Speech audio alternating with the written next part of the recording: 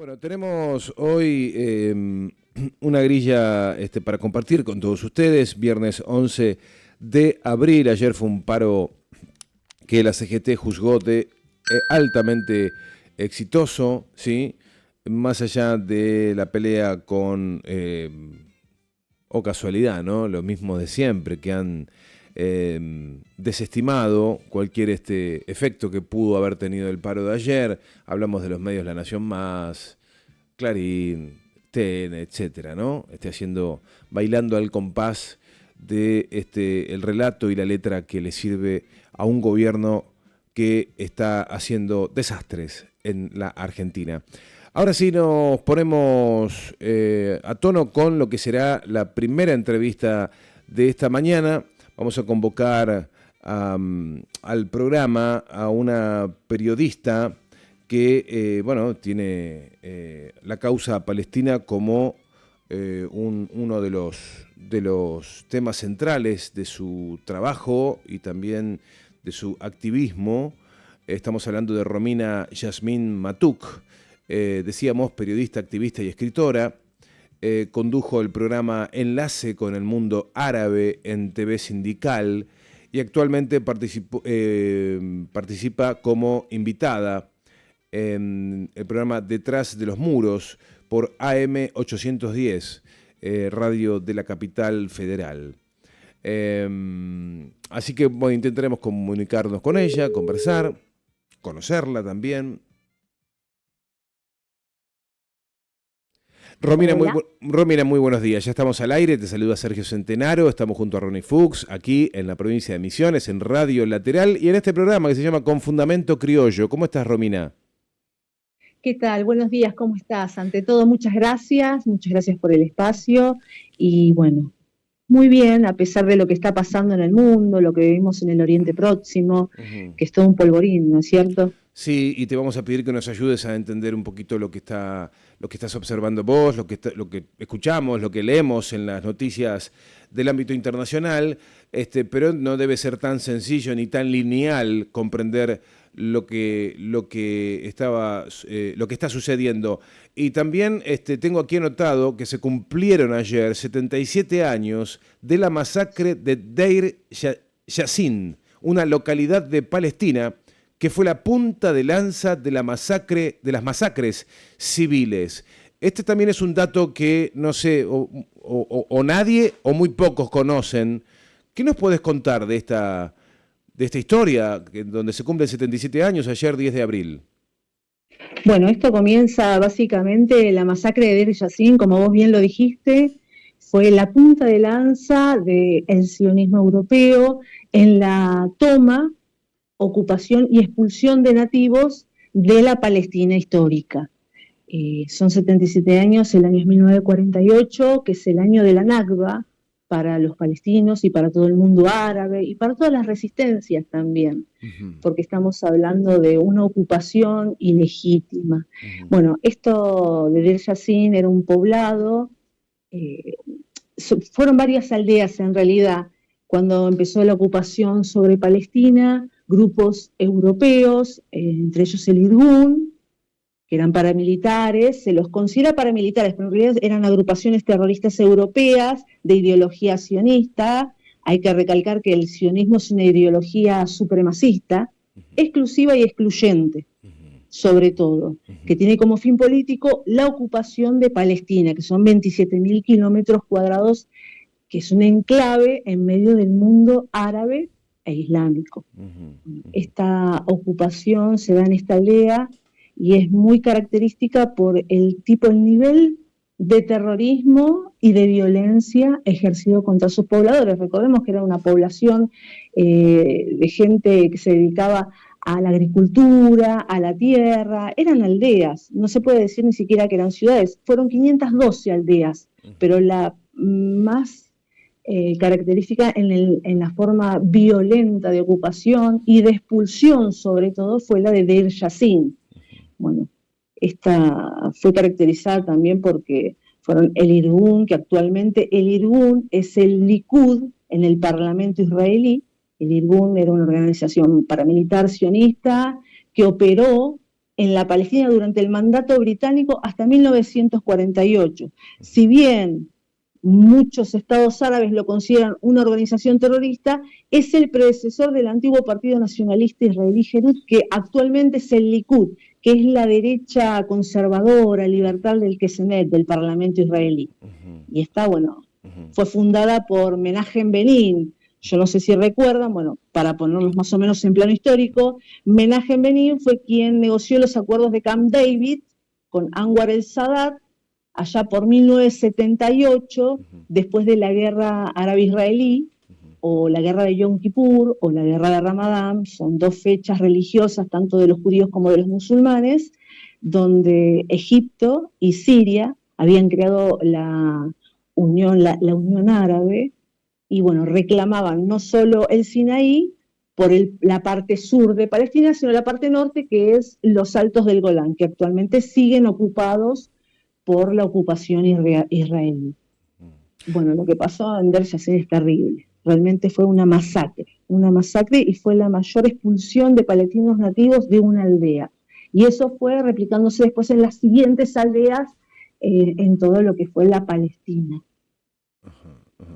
Sí, me acuerdo de tres nombres, ¿no? Altos del Golán, que está como en la zona norte, tres zonas sensibles de Palestina, ¿no? Cisjordania y Gaza, ¿no? Son los tres lugares que siempre me vienen a la mente, ¿no? Donde hay fuertes disputas y donde los israelíes o el sionismo está intentando, a través de la implantación de colonos, ir robando tierras, ¿no? ¿Qué es el sionismo para vos? El sionismo para mí, y tanto para la comunidad académica, es una ideología política, fundada por Teodoro Herzl, allá por el 1800, principios del siglo XX, donde se pedía exclusivamente un enclave territorial para asentar lo que sería el hogar nacional judío. Esto está justamente en su libro, que se puede descargar por cualquier lado, El Estado Judío, el Hogar Nacional Judío, que bueno, se ubicaba en tres lugares principalmente. Uno era Argentina, el litoral argentino; el otro era una parte de África que es muy linda, es un vergel; y la otra era Palestina, la Palestina histórica, por supuesto. Bueno, el sionismo como proyecto político busca tomar, ocupar un lugar y, bueno, crear asentamientos mediante la población artificial, crear poblaciones con migraciones. Bueno, es imposible entender lo que es la ocupación de Palestina y el sionismo si no se tiene en cuenta la participación primaria de Inglaterra. Por ejemplo, vos al principio mencionabas que es muy difícil de entender, pero sin embargo hay una línea histórica para comprender lo que está sucediendo en este territorio tan disputado actualmente, en el siglo XX y actualmente. Para ponerte en la línea histórica, por ejemplo, esto no empieza con algo milenario, sino que esto empieza realmente en 1916, con el famoso acuerdo de Sykes y Picot, que es entre Inglaterra y Francia, donde se definen las áreas del control de Oriente Próximo entre, bueno, Gran Bretaña y Francia, cuando se terminase el Califato Otomano. El Califato Otomano finaliza en 1920 y se balcaniza todo el territorio que correspondía a los otomanos, que bueno, entre ellos estaban los estados árabes, que después se volvieron estados-nación, se independizaron de justamente los otomanos, los turco-otomanos. En 1916 se definen estas áreas de control entre Inglaterra y Francia, y se pone a Palestina en un estatus de zona bajo control internacional entre dos potencias, por supuesto. Bueno, este pacto no solo era para tomar control sobre los terrenos, sino también porque contemplaba los intereses de dominio geopolítico, económico y sobre todo las vías de acceso al territorio, es decir, los puertos en esa época. Bueno, esto comienza en 1916. En 1917, la corona británica, por eso la participación de Inglaterra, apoya, ve con buenos ojos y apoya la creación de un Estado Nacional Judío, y aparece la famosa Declaración Balfour, que es de Lord Walter Roche, es de Arthur Balfour, que era ministro de Relaciones Exteriores, y bueno, en esta declaración, este ministro le comunica a Lord Walter Rothschild la simpatía con las aspiraciones judeo-sionistas. Y lo estoy citando la declaración. Ve con buenos ojos la aspiración judía sionista de tener un territorio para sentar las bases del hogar nacional judío.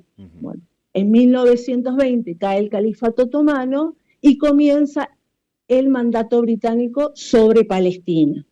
Bueno, durante las 3 décadas siguientes que duró el mandato, justamente el sionismo, como ideología política, sentó las bases para la conformación de lo que sería el actual Estado de ocupación israelí. ¿Cómo lo hace?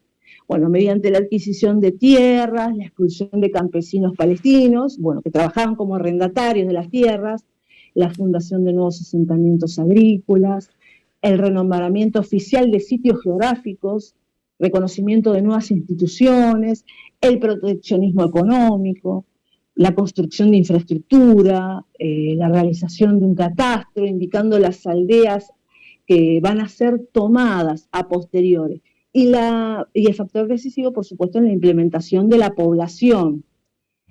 Esa implementación de la población se ve en plenitud con el Plan Dalet de 1948. Este plan es un plan solicitado por el líder de la agencia judía, creada en 1923, que este líder luego se convirtió en el primer ministro de Israel, que es David Ben-Gurión. Y más o menos, para decirte a grandes rasgos, ¿no? El plan se trataba de un conjunto de directivas para tomar el control del mandato británico y declarar el nuevo Estado, el hogar nacional judío, y sobre todo para delimitar y defender las futuras fronteras, y sobre todo para ocupar y expulsar a los nativos palestinos, que bueno, fue lo que pasó. La Nakba, como la conocemos, en 1948, Nakba significa catástrofe, es la misma fecha que los sionistas celebran la independencia de Israel, y siempre hay que preguntarse, ¿independencia con respecto a quién? Porque siempre hubo poblaciones judías, cristianas, musulmanes y ateas en todo lo que es la Palestina. Bueno, este plan justamente fue para eso, para implementar más población, y bueno, el pacto también fue viable gracias a los ministros de Asuntos Exteriores y Económicos, por supuesto, de la Alemania nazi, y esto es un tema muy delicado que mucha gente no quiere tocar, pero bueno, esto existe, se llamó Acuerdo Javara, que fue entre el régimen nazi y los sionistas económicamente poderosos, que bueno, permitieron la inmigración de judíos alemanes a la Palestina y también el salvataje de sus bienes personales y sus cuentas económicas para comenzar a crear una nueva población en lo que es Palestina. Esa es la línea histórica, hay fechas, hay hechos, está documentado, no solo por el lado revisionista árabe, sino por el lado revisionista europeo, y no es una lucha milenaria, no es una lucha religiosa, por supuesto, no es un conflicto para nada religioso ni metafísico, es un conflicto territorial por un lugar que siempre fue disputado. La famosa ruta de la seda siempre fue disputado desde los egipcios faraónicos, los turcos selyúcidas, los cruzados, los británicos, y actualmente los sionistas. Y digo sionistas como en el carácter político, porque el sionismo no tiene ni religión ni etnicidad, todo lo contrario. Eso es más. Sí, Romina, te estoy escuchando atentamente y uno se pregunta dónde están los apoyos internacionales de Palestina, ¿no? Uno piensa, en alguna oportunidad nos tocó hacer algunas entrevistas y de alguna manera explicaban que hay una porción del mundo árabe que está apoyando decididamente a Palestina, pero no todo el mundo árabe. Y también, por ejemplo, Irán sería un aliado que intenta de alguna manera moderar las acciones de Occidente en Palestina, ¿no? Entendido por a Israel como cabeza de playa, ¿no? Pero también apoyado por Occidente. ¿Es así? ¿Hay una porción del mundo árabe que apoya? ¿Irán es uno de los aliados también de Palestina? ¿Cómo entender los apoyos internacionales?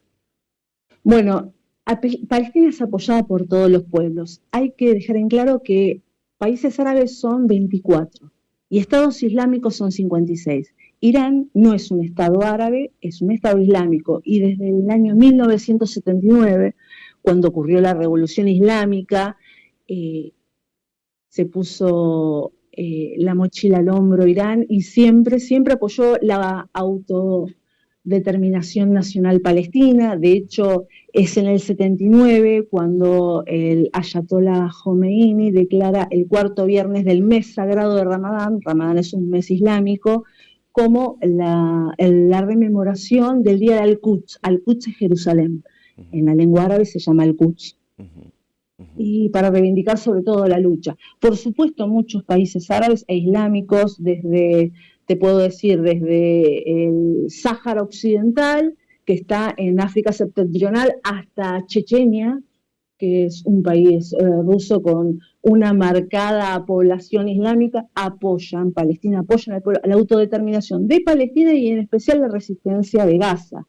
Porque no hay que olvidarse que Gaza es Palestina también, lo mismo que Cisjordania, que es Palestina también, y uno suele llamarlos con las nomenclaturas que impusieron los ingleses a partir de 1948.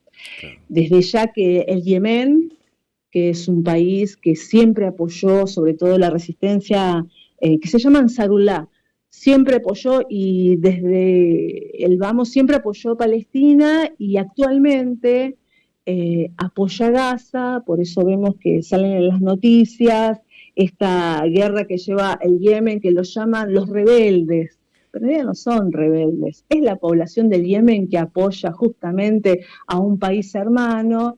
Y vamos a ver en las noticias, por supuesto, que Yemen, los rebeldes atacaron un buque norteamericano, atacaron un portaaviones norteamericano o de la OTAN. Lo que hace el Yemen no solo es apoyar a Palestina, sino que está defendiendo su soberanía marítima, su soberanía aérea.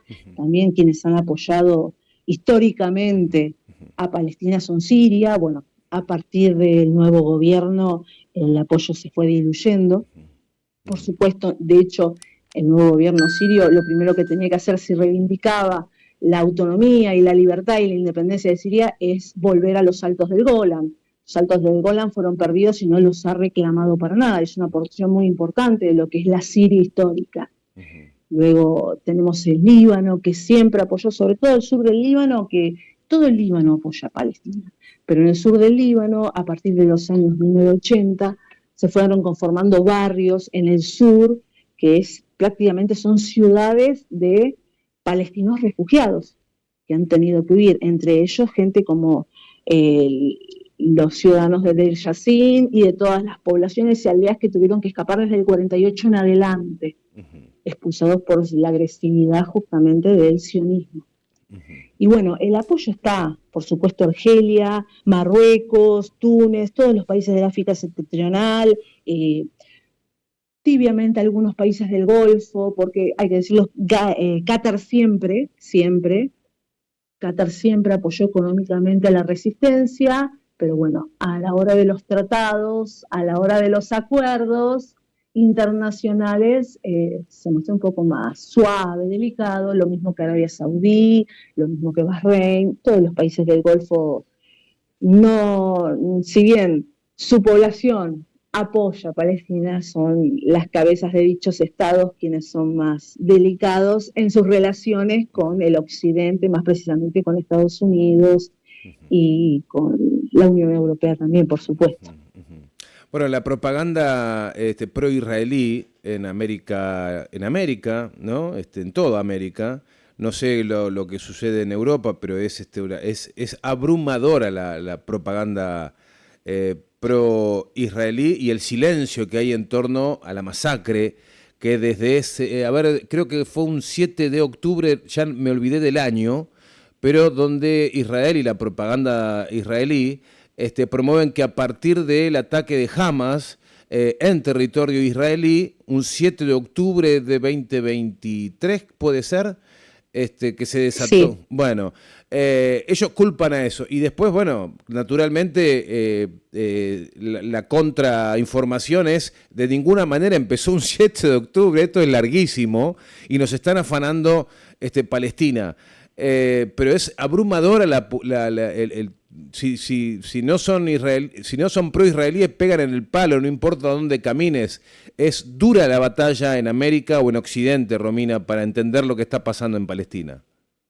Pero sin dudas, hay que recordar que, bueno, actualmente nuestro gobierno tiene un posicionamiento muy fuerte con respecto a Israel, y sobre todo en los medios de comunicación no vas a ver la parte que sucede del lado de las resistencias, de la población civil. Por ejemplo, desde el 7 de octubre, como bien decís vos, del 2023, cuando ocurre todo este estallido, ya van más de 60.000 palestinos, y la gran mayoría civiles, niños, mujeres que han sido asesinados. 100.000 están todavía debajo de los escombros.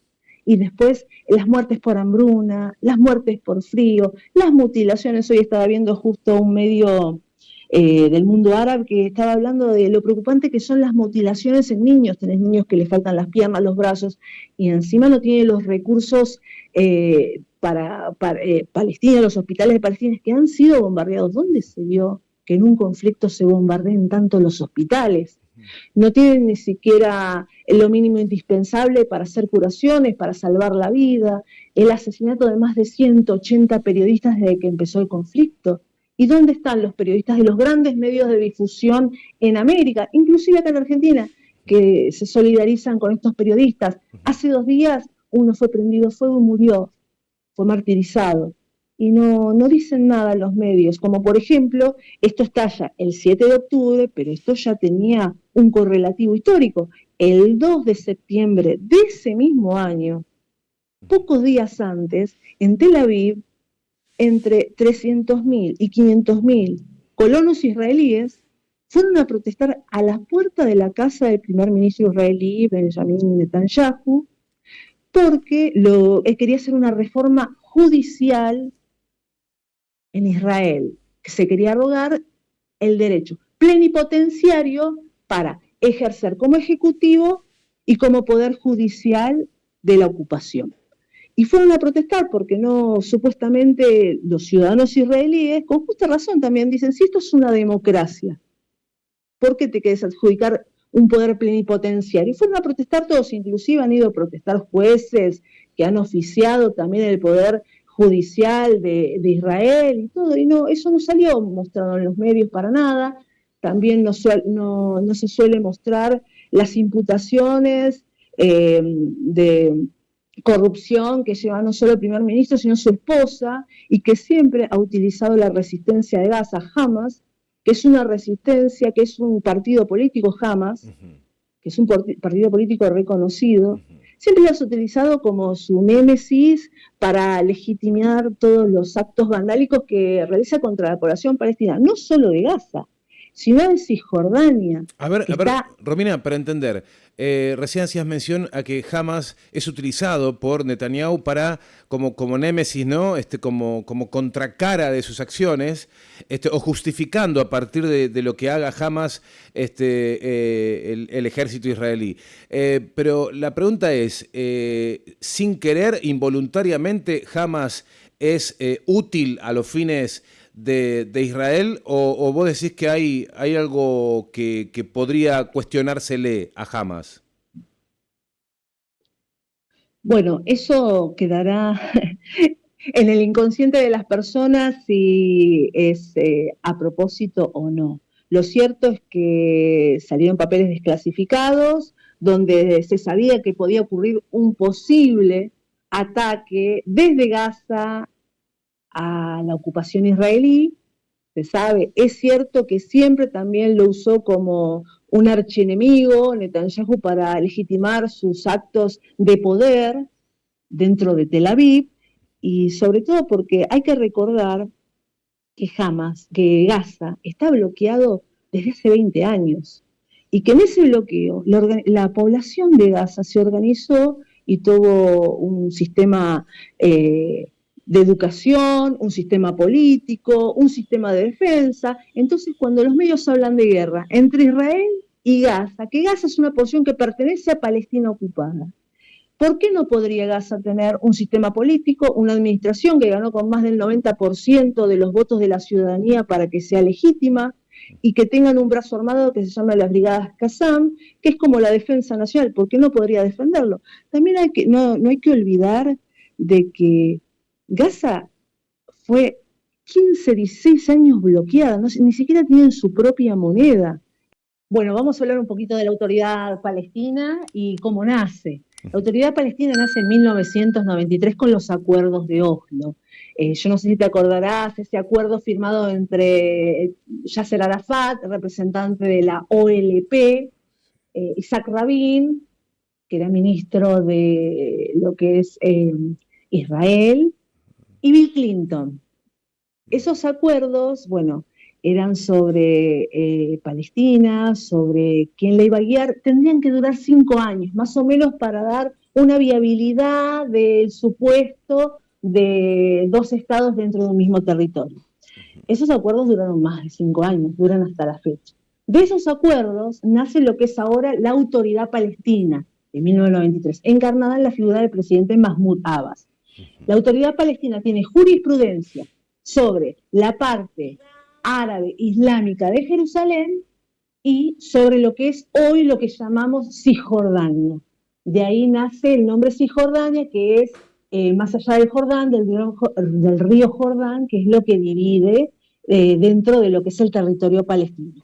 Bueno, Cisjordania bajo la Autoridad Palestina no tiene nada que ver, por supuesto, con el gobierno de Hamas en Gaza.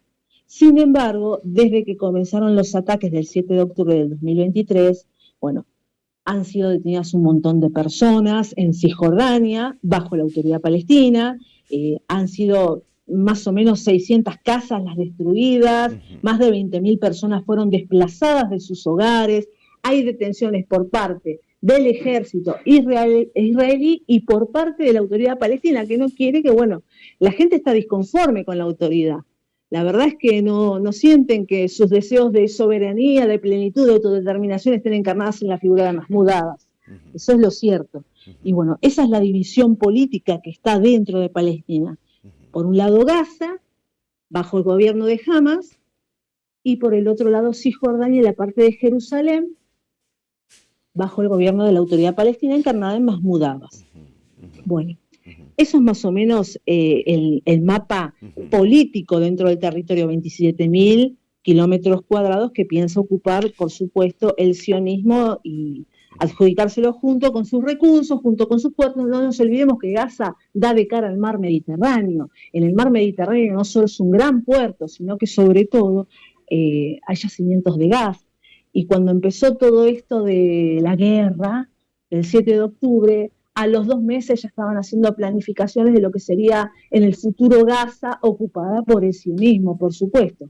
Empresas constructoras haciendo propaganda de supuestos nuevos inmuebles que iban a ser de cara al Mediterráneo, nueva infraestructura. Y hablando de la infraestructura, justo estaba leyendo hoy una noticia de un medio árabe que decía que hay un peligro tremendo de que los palestinos en Gaza padezcan sed porque fue bombardeado el último yacimiento, el último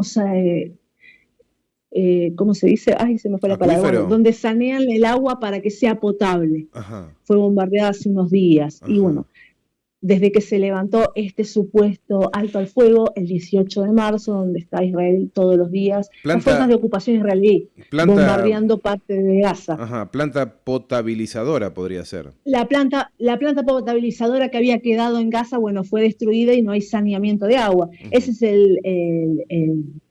el mayor peligro que ahora están enfrentando, porque ni siquiera dejan pasar los camiones de ayuda humanitaria, están en la puerta de Rafah, que es entre el Sinaí egipcio y la entrada a Gaza, bien al sur es la puerta de Rafah, están parados ahí, no los dejan entrar, porque inclusive el ejército de ocupación israelí controla esa puerta, controla todo, por eso ese bloqueo tan grande, es una cárcel a cielo abierto con 2,5 millones de personas, y esto hay que recalcarlo siempre, cuya población, el 70% son niños.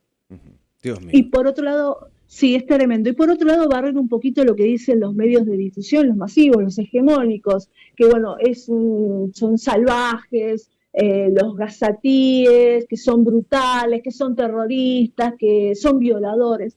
No, en Gaza hay universidades reconocidas, hay cultura, hay música, hay grandes deportistas, hay un equipo de fútbol, hay profesionales, hay científicos. De hecho, cuando estalló este conflicto, a los meses en Jerusalén detuvieron a una cantante muy reconocida, que ella es una científica, es una neurocientífica.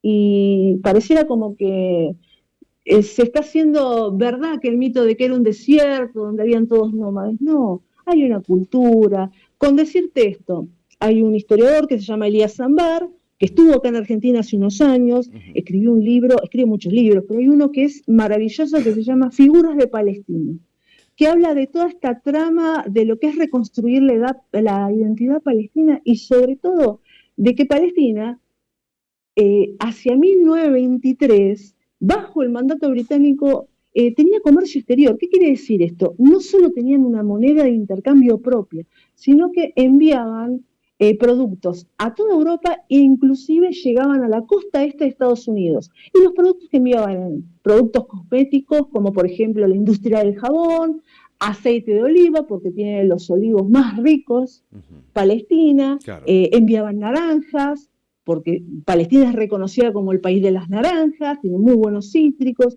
frutillas también, de hecho en Gaza se producen frutillas.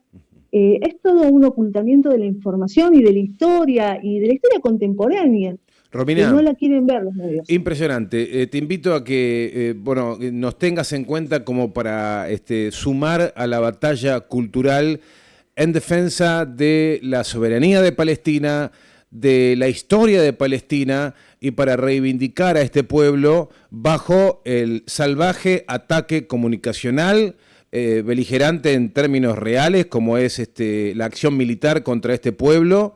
Que tengas a Radio Lateral como un referente más. Te invitamos cada vez que quieras a esta casa, que te sientas cómoda y que podamos denunciar todo lo que está pasando allí. No te digo que me quiero suscribir como periodista allí en Palestina, pero te digo que si me invitás me voy. Mira, Me voy para allá. Con decirte esto, ¿viste Claudio Sin, el famoso médico? El hijo es cineasta y hace documentales. Hace 10 años hizo un documental en Gaza. Sí. Y actualmente está pidiendo volver a entrar en Gaza bajo su propia responsabilidad civil porque quiere continuar el documental. Es mucha gente la que quiere ir a Gaza y documentar todo lo que está pasando y hablar sobre esto porque nosotros estamos siendo testigos del mayor genocidio y la mayor limpieza étnica llevada a cabo a los ojos del mundo. No hay otro parangón con esto. Lo estamos viendo todos y no podemos decir nada por los famosos acuerdos, por el disciplinamiento y por todo este fenómeno de la ley antisemita que rige acá en Argentina. Bueno, acá en Radio Lateral nos rige, así que podemos hablar pronto, Romina, si nos das la posibilidad. Queremos enviarte un fuerte abrazo, agradecerte este tiempo y realmente un gusto conocerte. Muchas gracias a ustedes y bueno, gracias por esta oportunidad, por supuesto. Por favor, un fuerte abrazo, hasta pronto.